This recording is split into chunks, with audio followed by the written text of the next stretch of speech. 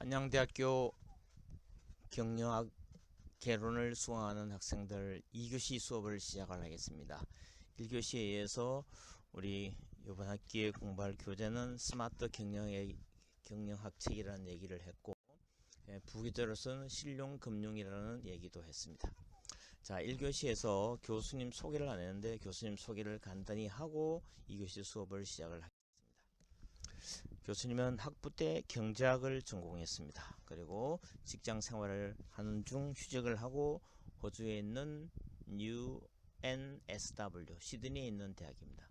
University of New South Wales 대학에 가서 대학원을 마쳤습니다.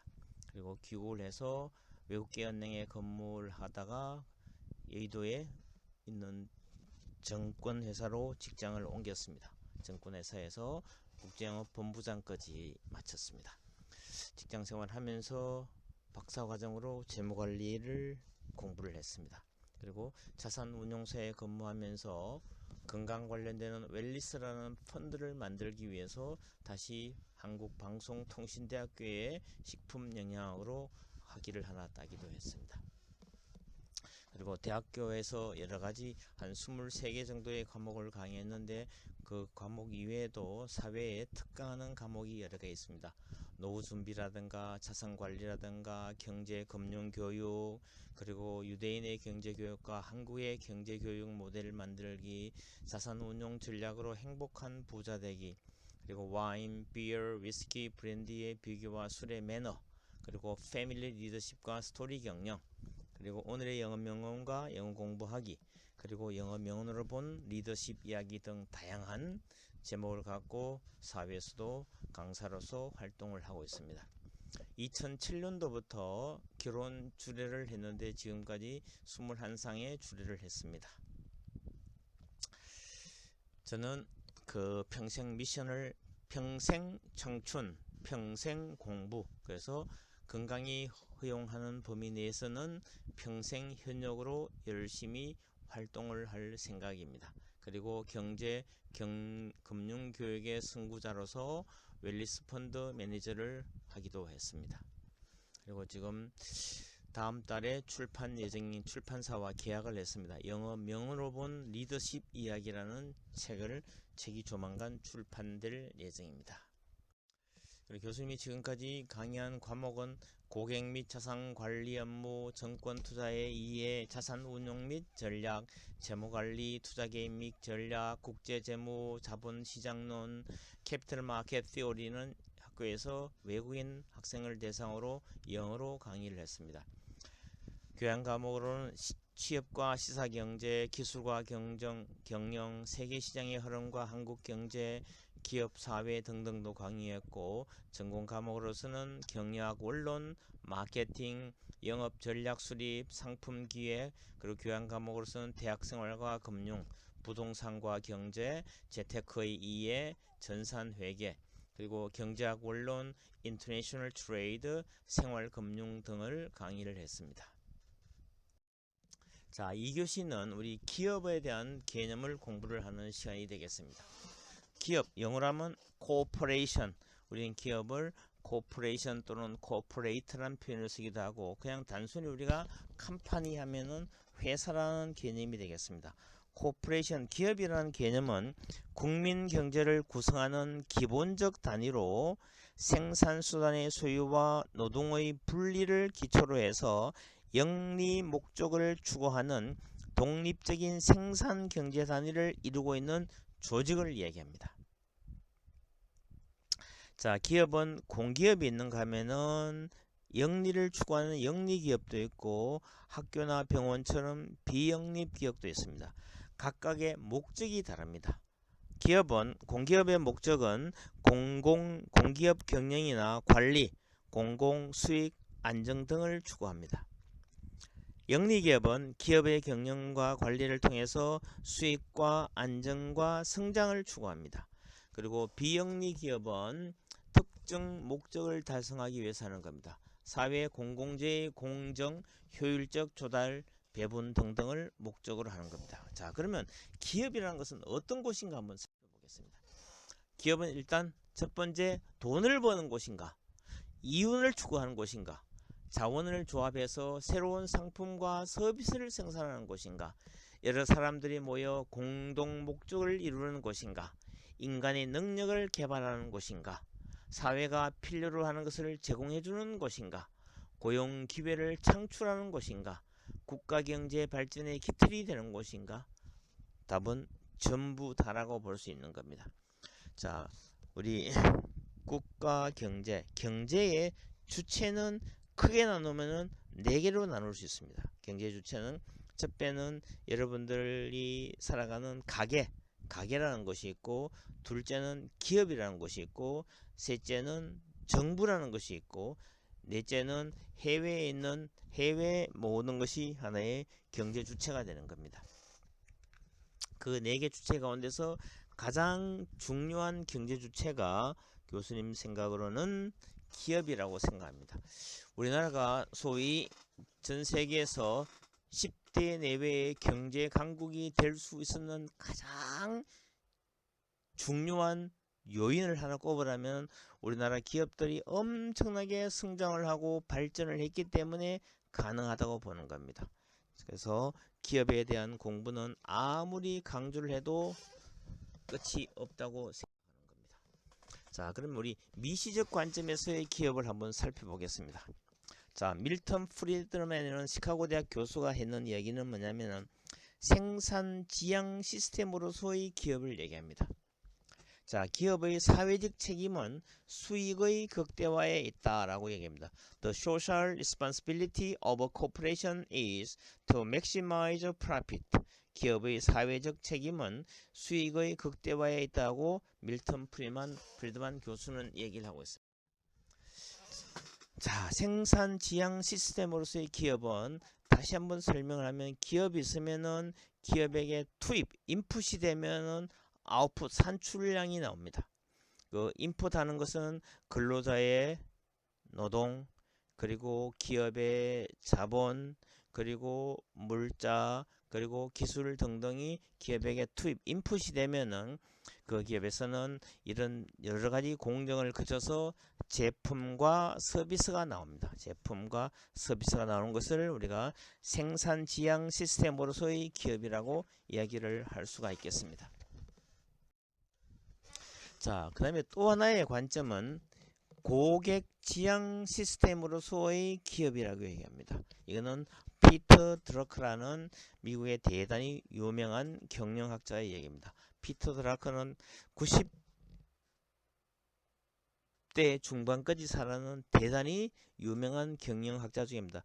이분이 60세가 넘어서 출판했는 책들이 엄청나게 베스트셀러로 많은 독자의 관심을 끌고 있습니다. 기업의 역할은 고객을 창출하는 것이다. The role of a corporation is to create customers 라고 이야기합니다.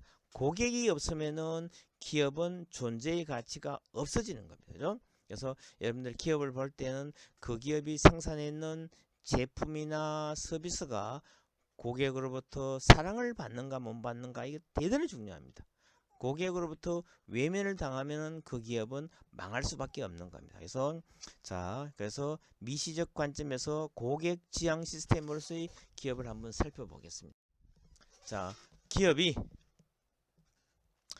어떤 인풋 요소를 투입을 하면은 아웃풋이 나옵니다. 그 아웃풋이 재화이든 서비스든 그것이 다시 고객에 흘러가서 고객으로부터 돈이 소비가 되면은 그 소비된 돈은 다시 기업으로 투입이 되는 겁니다. 이런 과정을 계속 반복하는 것이 고객 지향 시스템으로서의 기업이라고 볼 수 있는 겁니다. 자, 또 하나의 다른 관점에서는 어떻게 보느냐면은 엘빈 토플러라는 사람이 몇 년 전에 세상을 떠나는 미래학자입니다. 이 엘빈 토플러가 썼는 책들이 제3의 물결 그리고 권력 이동 등등 이런 여러 가지 유명한 책을 10년마다 한 번씩 집필했는 유명한 미래학자입니다. 이 엘빈 토플러가 했는 이야기는 인간 지향 시스템으로서의 기업을 이야기합니다. 기업의 임무는 인간의 능력을 개발하는 것이다. The mission of a corporation is to develop human capacity. 이렇게 얘기합니다. 인간 지향 시스템으로서의 기업. 다시 한번 정리하면은 밀턴 프리드만은 생산 지향 시스템으로서의 기업을 얘기를 했고, 그 다음에 두 번째 피터 드러커는 고객 지향 시스템으로서의 기업을 얘기를 했고, 엘빈 토플러는 인간 지향 시스템으로서의 기업을 얘기를 했습니다. 이걸 한번 또 구체적으로 살펴보면은, 자, 기업이라는 거는 어떤 투입이 기업에 어떤 인풋이 들어가면은 여기에서는 인간 개발도 일어나고 근로자 능력도 개발이 되고 그래서 아웃풋이 나온다는 인간 지향 시스템으로서의 기업을 이야기를 하고 있는 겁니다. 자, 그러면은 그 시적 관점으로서의 한번 지금까지는 미시적 관점으로서의 기업을 봤는 데 대해서 그 시적 관점으로서의 기업을 한번 살펴보겠습니다. 자, 여기는 긍정적 사회 시스템, positive social 시스템으로서의 기업을 얘기를 합니다. 기업이란 사회 내에 제한된 자원을 가장 효율적으로 배분을 하고 활용을 해서 그 가치를 극대화시킴으로써 사회의 경제 수준 향상에 이바지하는 것이다. 참, 우리나라가 1960년도부터 경제개발 61년도부터죠. 소위 5.16 혁명이 일어나고 난 후부터 박정희 대통령이 경제개발 5개년 계획을 해서 꾸준히 5년마다 해왔습니다. 만약에 우리나라가 기업이 지금처럼 이렇게 세계적인 기업이 성장을 하지 못했으면은 절대로 우리나라가 세계 10위 내외의 경제 강국이 될 수가 없었습니다. 자, 예를 한번 들어보겠습니다.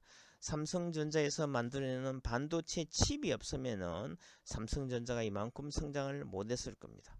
그리고 현대자동차가 세계 5위의 자동차 생산 업체가 됐는데 만약에 현대자동차가 자동차를 생산을 하지 않았다면은 우리는 계속 일본 자동차나 미국 자동차나 독일 자동차를 수입해서 사용할 수밖에 없는 그런 경제체제가 되었을 거고, 포항제철이라는 철강을 만드는 회사가 없으면은 우리나라 제조업은 결코 강국이 될 수가 없었을 겁니다.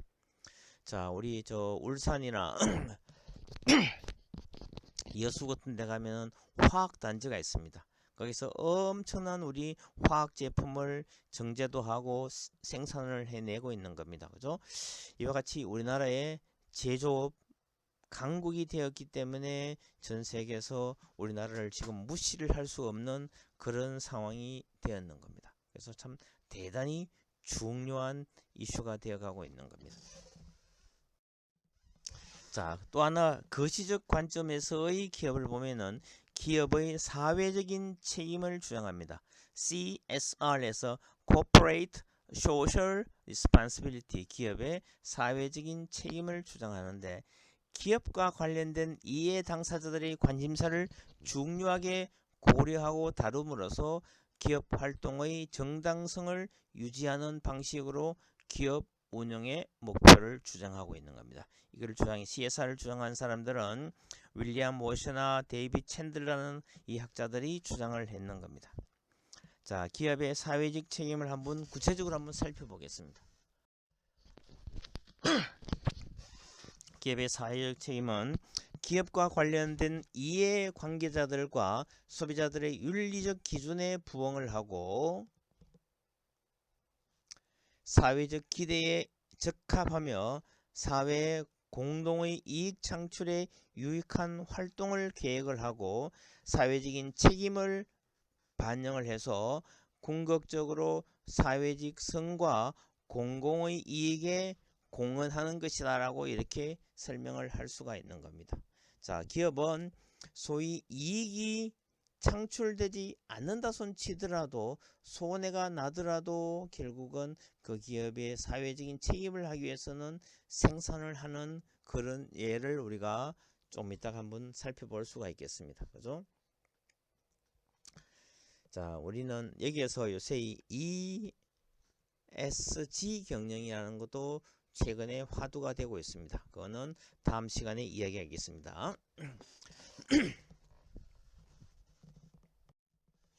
자, 우리 또 거시적 관점에서 기업을 살펴보면은 이런 게 있습니다.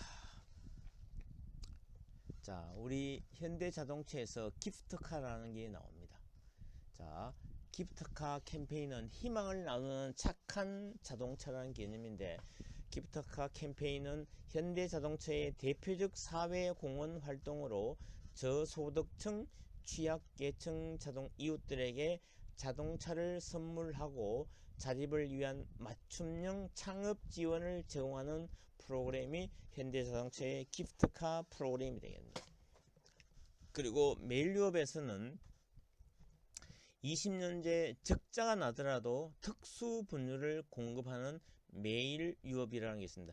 앱솔루트라는 이 분유는 비록 손해가 나더라도 우리 2세에 태어나는 우리 아기들을 위해서 계속 앱솔루트라는 분유를 계속 생산하는 겁니다. 기업이라는 것은 이익이 발생되지 않으면은 생산을 즉시 중단을 하는 그런 속성을 갖고 있습니다. 자, 현대자동차가 저렇게 기프트 프로그램을 자동차를 우리가 선물로 주어서 우리나라에 소위 맞춤형 창업 지원을 하는 저런 좋은 프로그램이 있는가 하면은 메일유업에서는 아름다운 손해라는 표현을 하면서 저렇게 우리가 기업이 사회에 공헌을 하고 있습니다. 그래서 자, 우리는 기업 경영하면서 교수님은 이런 하나의 프로그램을 제시하고자 합니다. 3-3-3-3-1 법칙입니다. 3이 3개고 1 하나 하면은 3 곱하기 3 더하기 1하면 10이 되죠. 그죠?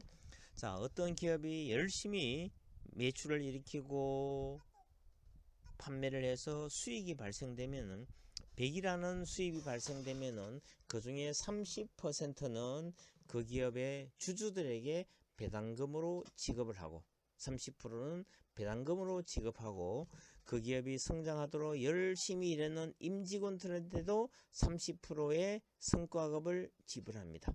그리고 나머지 30%는 다음 해를 위해서 사내 유보를 시키고 남는 10%는 사회 공헌을 하자는 것이 교수님이 주장하는 3-3-3-1 법칙의 기업 경영의 하나의 원칙입니다. 자, 왜 이 법칙을 주장하느냐면은, 자, 어떤 기업이 그 기업이 성장하기 위해서는 이해 관계자들이나 소비자들로부터 사랑을 받아야 되는 겁니다. 자, 어떤 기업이 열심히 매출액을 1000억을 일으켜서 당기 순이익이 100억이 발생이 되면은 30억은 주주들에게 배당으로 돌려주고 30%인 30억은 임직원들이 성과급으로 가져가고 30억은 다음 해를 위해서 사내 유보를 시키고 10억은 이해관계자들이나 소비자들에게 다시 돌려주는 사회 환원을 하는 프로그램이 좋다고 생각하는 이유가 뭐냐면, 지금은 100억의 10%는 10억이라는 금액 받고 되지 않지만 그 기업이 만약에 성장해서 당기 순이익이 1000억이 나오면은 100억을 사회에 환원해주고 그 기업이 당기 순이익이 1조가 되면은 1000억을 사회에 환원해주는 프로그램이 됩니다. 그래서 그 기업의 이해관계자나 소비자나 애용을 하는 애용자들은 그 기업이 잘 되기 위해서 열심히 소비를 해줄 것이 아닌가. 그래서 그 10%라는 그 당기순이익이 적을 때는 금액이 크지는 않지만 그 금액이 크면은 대단한 금액이 될 수가 있기 때문에, 자, 이래서 우리는 3-3-3-1 법칙을 교수님은 강하게 주장을 하고 싶습니다. 자, 그 다음에 거시적 관점에서 마지막 관점입니다. 자, 부정적 사회 시스템으로서의 기업을 한번 살펴보겠습니다. 자, 주주 가치 극대화를 추구함으로써 창출한 이윤을 사회에 환원하지 않고 기업 안에 축적하면서 주주들의 사익을 추구하고 권력을 형성하는 그런 기업들도 있습니다. 자, 우리나라의 가장 대표적인 사회 환원을 가장 많이 했는 기업이 제약회사인 유한양행이라는 회사는 창립자의 그 사회 봉사의 정신을 그 기업의 하나의 경영 이념으로 있기 때문에 유한양행이라는 회사는 사회에 공헌을 되게 많이 하는 기업으로 알려져 있습니다. 그래서 앞으로 우리나라의 많은 기업들이 주주이익만을 추구하면 안 됩니다. 주주들도 투자를 했기 때문에 배당으로 반드시 가져가야 됩니다. 그래서 교수님이 3331법칙이라는 것은 주주들도 배당으로 30% 가져가고, 그리고 그 기업이 성장하도록 열심히 일했는 소위 임직원들도 30% 배당을 가져가고, 그 다음에 내년을 위해서 재투자를 하기 위해서 사내 유보로 30%를 남기고, 그리고 사회에도 10%를 환원하자는 이 법칙을 교수님은 강력하게 주장을 하고 싶습니다. 또 부정적 시스템 기업의 다른 사례를 보면 근로자를 착취하고 제품 생산 과정에서 환경 오염을 유발하는 경우도 있었습니다. 한참 전에 얘기했지만 낙동강물이 오염되는 두산그룹의 어떤 회사가 그것 때문에 대단히 오염을 시켜서 문제가 된 적도 있습니다. 그리고 정경유착의 형태로 정부를 부패하게 만들기도 하는 겁니다. 그리고 축적한 부와 힘으로 다른 사회 구성원을 핍박하기도 하는 경우도 있습니다. 자, 이윤 극대화를 통해서 부를 축적한 기업이 궁극적으로 사회에 악영향을 미치고 사회 자체를 와해시킬 수도 있는 겁니다. 그래서 교수님은 지금 어떤 기업을 하나 창업을 하려고 지금 열심히 고민을 하고 있는데, 저는 아예 창업을 할 때 정관이라는 거는 그 기업의 헌법과, 대한민국에는 가장 강력한 법 중에 하나가 헌법입니다. 기업에는 국가의 헌법에 해당되는 것이 정관이기 때문에 아예 정관상의 수익의 10%를 사회에 환원한다고 해서 못을 박아버리면은 그 기업에서 열심히 일하고 있는 임직원들도 우리는 열심히 일해서 10%를 사회에 환원하기 위해서 열심히 일해야 되겠구나는 그런 윤리적인 의식도 심어줄 수 있기 때문에 대단히 중요하다고 생각을 하는 겁니다. 그죠? 자, 우리 2교시는 기업에 대해서 교수님 소개를 간단히 했고, 그 다음에 나왔는 것은 기업의 개념이 무엇인가도 살펴봤고, 기업은 어떤 곳인가 여러가지 퀘스천 마크 던졌는데 이 모든 것을 하는 것이 바로 기업이라고 볼 수 있게 됩니다. 기업은 돈을 벌고 이윤도 추구하고 자원을 조합해서 새로운 상품과 서비스를 생산도 하고 여러 사람들이 모여서 공동 목적을 이루기도 하고 인간의 능력을 개발하기도 하고 사회가 필요로 하는 것을 제공해 주기도 하고 고용 기회를 창출하기도 하고 국가 경제 발전의 기틀이 되는 이런 모든 것을 하는 것이 바로 기업입니다. 그래서 기업이 없으면 우리는 사회가 절대로 성장과 발전을 할 수 없다는 생각을 갖고 있기 때문에 기업에 대해서는 우리는 기업을 해서 성공한 기업인들은 존경의 대상이 되어야 되고 애국자가 되어야 된다고 저는 생각을 진하게 하는 겁니다. 왜냐하면 여러분들 만약에 창업을 해서 기업을 하시는 분들이나 어떤 기존에 있는 기업에 가서 기업의 일원으로 일할 때 만약 그 기업이 존재하지 않으면 여러분들은 월말 되면 월급을 받을 수 있는 길이 없어지는 겁니다. 그죠? 그래서 많은 직원들을 고용을 해서 월급을 많이 주는 그런 기업인들은 반드시 존경의 대상과 애국자라고 그렇게 칭송을 받아야 한다고 교수님은 그렇게 강력히 주장합니다. 자, 그리고 미시적 관점에서 기업은 생산 지향 시스템으로서의 기업은 밀턴 프리드만이 얘기했습니다. 기업의 사회적인 책임은 수익의 극대화에 있다고 얘기했고, 그 다음에 피터 드러커는 기업의 역할은 고객을 창출하는 것이다. 고객 지향 시스템으로서의 기업을 봤고, 엘빈 토플러는 기업의 임무는 인간의 능력을 개발하는 것이다. 인간 지향 시스템으로서의 기업을 그렇게 보았습니다. 그리고 거시적 관점에서는 긍정적 사회 시스템으로서의 기업을 봤고, 그 다음에 기업의 사회적인 책임도 한번 살펴보았습니다. 그리고 거시적 관점에서는 비록 적자가 나는 기업이라 분야라 손치더라도 그 사회적 책임을 다해서 현대자동차에서 기프트카라는 프로젝트를 하고 있고, 메일웹에서는 특수분유, 특수한 분유, 앱솔루트라는 분유를 손해가 나더라도 아름다운 손해라는 관점에서 한번 살펴보았습니다. 자, 그 다음에 마지막으로 부정적 사회 시스템으로서의 기업이 있었습니다. 이런 기업이 있는 것은 제 3교시에서 실제 사례를 보면서 한번 살펴보는 시간을 갖도록 하겠습니다. 자, 우리 2교시 수업은 여기서 잠깐 휴식을 10분간 휴식을 취하고 3교시 수업을 시작을 하겠습니다. 10 minutes break time.